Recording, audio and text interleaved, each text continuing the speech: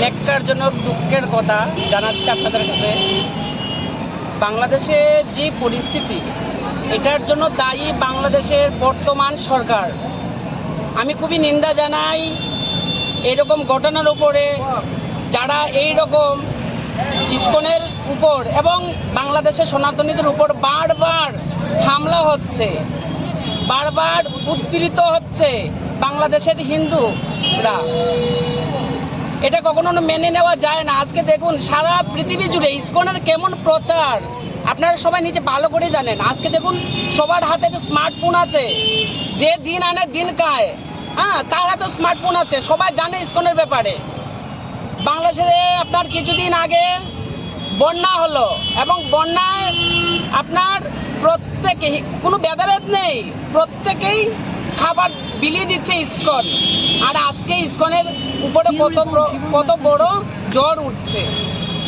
তো কখনো মেনে নেওয়া যাবে না, মেনে নেব না আমরা। সারা পৃথিবী জুড়ে আমরা সনাতনীরা একত্রিত হব এবং আমরা সবাই মিলে তার প্রতিবাদ করব। হরে কৃষ্ণ। আর একটা কথা হচ্ছে, 8 দফা যে দাবিটা, ওটা মানতেই হবে। কেন মানবে না ওরা? কি আছে এটার মধ্যে এমন যে মানবে না? ওরা মানতে হবে, না মানলে হবে না। আপনার যোগী আদিত্যনাথ বলেছিলেন, বাটোগে তো কাটোগে, সবকা সাথ সবকা বিকাশ। ঠিক আছে, কিন্তু আমরা যদি আলাদা আলাদা থাকি তাহলে কোনোদিন আমরা বাঁচতে পারবো না। সবাই একত্রিত থাকতে হবে। হরে কৃষ্ণ। হিন্দুদের উপর অত্যাচার করা হচ্ছে কেন? বাংলাদেশের মূল সরকার কান্ত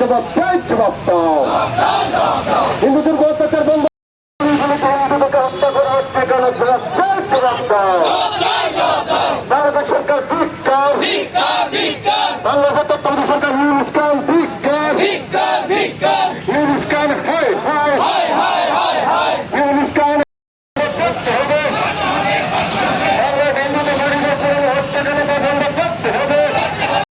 হিন্দুদের উপর অত্যাচার করা হচ্ছে কেন? বাংলাদেশ সরকার ওইগুলিতে বাংলাদেশে হিন্দুদেরকে হত্যা করা হচ্ছে কেন? বাংলাদেশের সরকার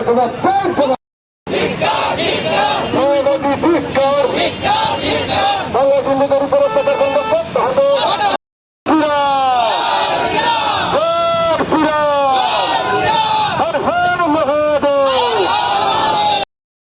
বাংলাদেশের হিন্দুদের চিন্ময় গোস্বামীকে মুক্তি দিতে হবে। বাংলাদেশ হিন্দুদের উপর হিন্দুদের যেন অত্যাচার না হয়, হিন্দুদেরকে যেন হত্যা না করা হয়, তার প্রতিবাদ আজকে অত্যাচার বন্ধ করতে হবে। বাংলাদেশের হিন্দুদের হত্যা বন্ধ করতে হবে।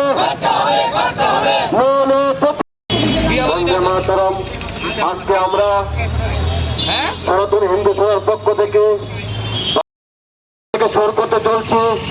আমরা সনাতনী সকল হিন্দু ভাই বোনেরা একত্রিত হয়ে আজকে তার প্রতিবাদ করব। তাই আমরা সকল হিন্দু মিলে আজকে ত্রিপুরা রাজ্যের মধ্যে আগরতলা শহরের রাজপথ কাটে সেই